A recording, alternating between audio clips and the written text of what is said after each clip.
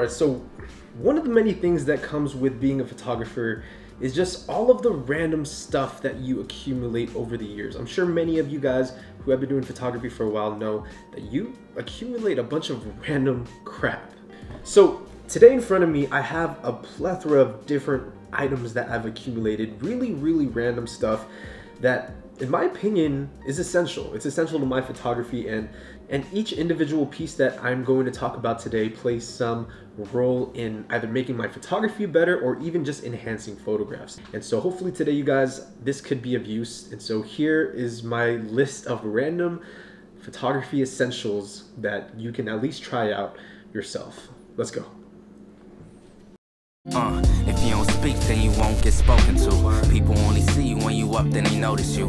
Trying to be a legend, create lines is quotable. Only the real shall last, and I only know a few. People when they feelings always acting emotional. Ain't about a check, then it ain't negotiable. Gotta show respect to the people that's posting you. Soon to be on posters posted up like the older dudes. Now we aging like fine wine. Alright guys, so one of the first things that I want to show you is something that I use. Actually, I've been using this for a very long time. Not this particular piece, but it's something that, let me just show you guys real quick what I'm talking about. Okay, so here she is, you guys. This thing right here is a little weird, but it's absolutely essential to my photography. So let me explain.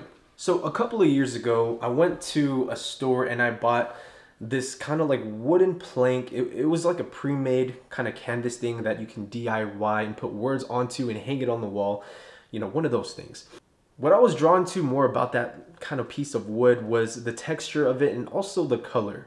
I figured that it would make a great little backdrop for my YouTube thumbnails. And with that said, you know, for the first maybe 2-3 years of making videos on this channel, I used that a lot as my backdrops, as B-roll, kind of, you know, just little textures and colors that I can put into the background. It was a way for me to have sort of this like wooden table that I've always wanted without having to actually buy a freaking whole table. And so that's where the cutting board comes into play. The cutting board is one of my favorite things to use as a backdrop. The reason for that is most cutting boards are fairly inexpensive. You can go to different stores like IKEA, Target, you know, any home store that sells goods like that, and find different patterns. Like, for example, this one has like a really cool kind of like downward, I don't know what you say, wood grain pattern. And then there's just this nice texture on top of it. Let me try to get a close up here. I mean, there's just a lot of nice texture on this thing that make for really great kind of backdrops and thumbnails for videos. And so I'll often have this laid down with just natural sunlight coming through the window. I'll put a camera on top of this, and then, you know, I'll make either product photos or just make posts for Instagram. And so if you're doing something like that, a little cutting board, anything really that has like some nice wooden texture, will make a great little backdrop for any of your photographs. Also makes for a nice little tennis racket or weapon, I don't know, however you want to use it. All right guys, this is just another example of, you know, different types of cutting boards and woods that you can get. This one has like a nice little spinning thing on the bottom. I don't know what the proper name for this is, but I know a lot of product photographers use this to kind of spin stuff and get some cool B-roll. But this is just another, you know, example of some nice texture that you can use. It's what I used to make the thumbnail for this video. So that just goes to show, you know, just some of the smaller details that you can get out of something like this right here.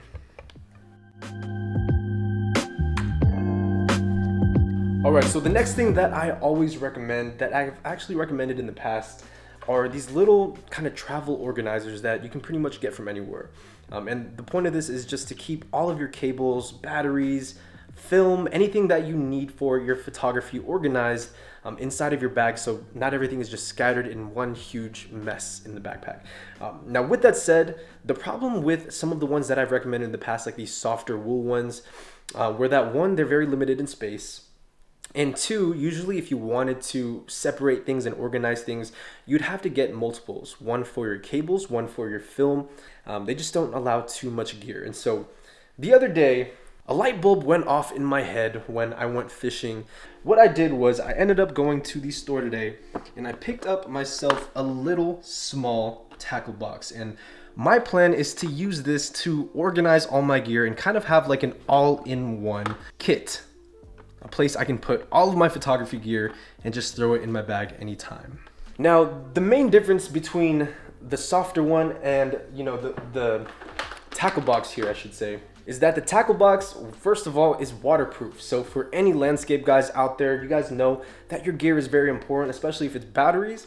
And so keeping it in something soft like this, and you take it out during the rain, you run the risk of potentially ruining your gear. But with a tackle box, it is waterproof. Always find one that is waterproof.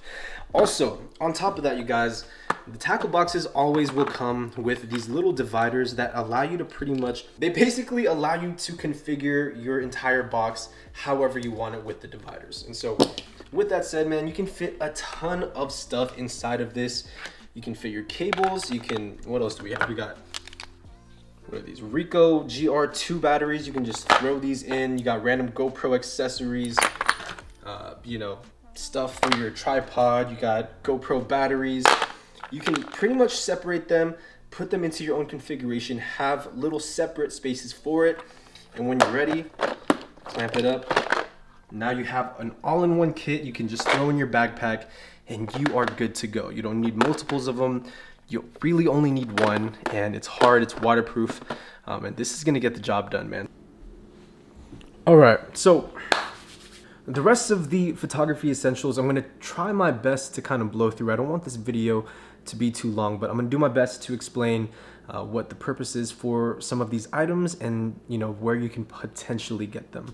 Potentially, why'd I say it like that? Potentially, I know how to speak. Do I? I don't know.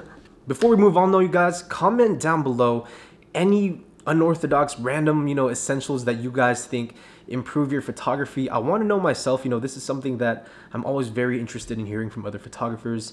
Comment them down below real quick. All right, so the next random essential is something that is great for people who are running and gunning primarily, or do something like landscape or street photography. When you're out there on the streets and you need to, you know, maybe clip your camera on you quickly, one of the best ways to do that is through using these things right here. And I know these are kind of not the more common versions of what they are, but these right here, guys, are carabiners. Now, carabiners are essential for camping. People use them for like rock climbing. Obviously not this one here, not these plasticky things, but you can get them in different colors, different sizes. And the best thing is you can pretty much clip these onto anything, onto your backpack, onto your waist. Let me show you guys a couple examples. Something that I like to do often, if I don't feel like carrying this around on a strap and I want to put my point and shoot in here, I'll take a carabiner just like this. I'll take my, you know, small little camera case, hook it through this loop, and then I'll just attach this either onto my backpack or I'll attach it onto my belt loop. And it's just a great way to be able to have your camera ready at all times. You can just attach this quickly, and if you want to take it off, quick and simple, boom, you got that on your waist pack at all times.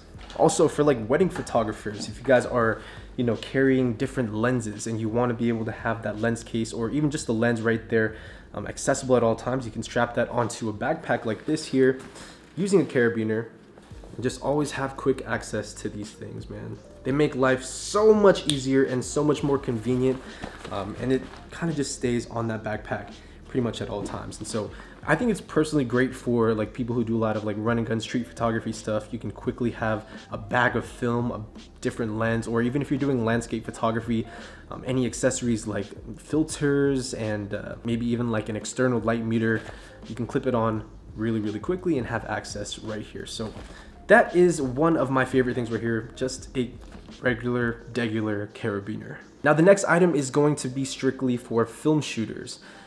Actually, maybe not. The next item, you guys, I'm gonna try my best not to show it too much on camera, is this thing right here. If you guys don't know what this is a light table. Now a light table is gonna light up for you, and pretty much it's just going to illuminate under any surface. So whether you're gonna be scanning film through a DSLR, you can use this as a nice light source. Maybe you're looking at your negatives and you wanna make contact sheets, you can use the light box as well. But even for people who don't even shoot film, if you just shoot digital photography and you make prints, you can take the print, slap it on top of the light box, and you can just review your work through the light box there. And it just makes looking at your photography and just the overall process, especially if you're doing something like a zine and you want to, you know, carefully curate and select photographs from your negatives, a light box is essential. So if you guys don't have one already, I'm going to leave some links in the description below. Definitely check it out. One of the more useful items from this list for sure. All right, so moving on to the next item, you guys, something that may be a little bit confusing to look at. Cleaning supplies. I feel like cleaning supplies should be a staple in everyone's camera kind of gear collection. Even if it's not in your bag, these two items are really good to have at home. Now, the first one here is something I've talked about in the past. These are Zeiss lens wipes, and they come in these little, like almost like wet naps, you know, those little little packs that are pre-moistened, and you can use them to clean dust, any smudges off of your gear, particularly glass and lens, and it doesn't scratch up the lens. And I've been using them for a couple of years now, man. These are really great. I'll generally throw a couple of these in my backpack at a time. Just keep it in there because you never really know when you're out shooting when you're gonna need to clean your lens. With that said, another thing that I don't always keep in my backpack, but I do keep at home, is a simple microfiber cloth. Now, the microfiber cloth is really good for basically just cleaning your cameras in general.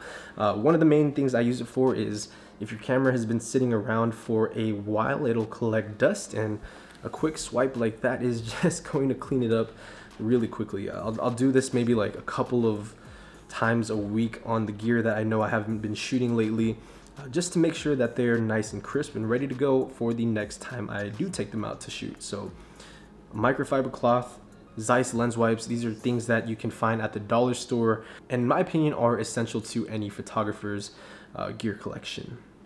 By the way, I just discovered the X Pro 2 has an electronic shutter. Listen to this.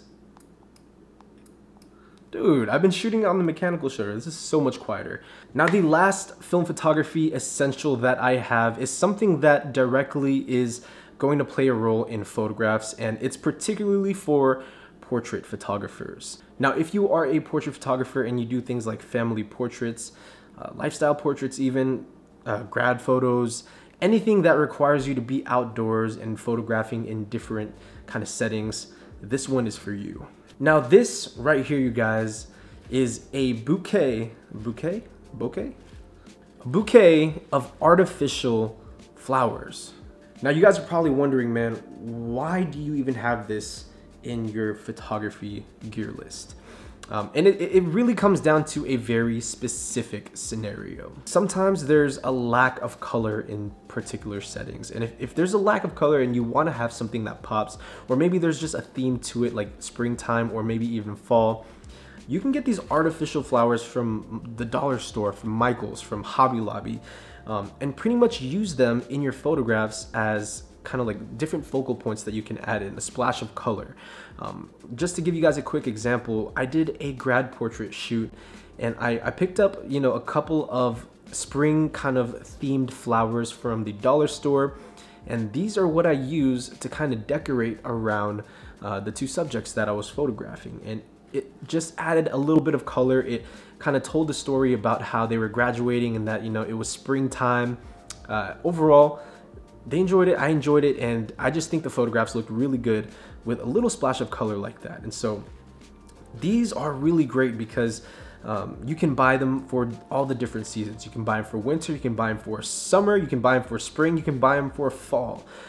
There's different color options out there, and usually stores will put out what is in trend for that season. And so it's really easy to pick out, and it's honestly really cool to use in your photographs, just kind of like props. Now, of course, you can go out there and you can use real flowers. If that's something that you were into, you can just go around, pick flowers out, put them on the ground.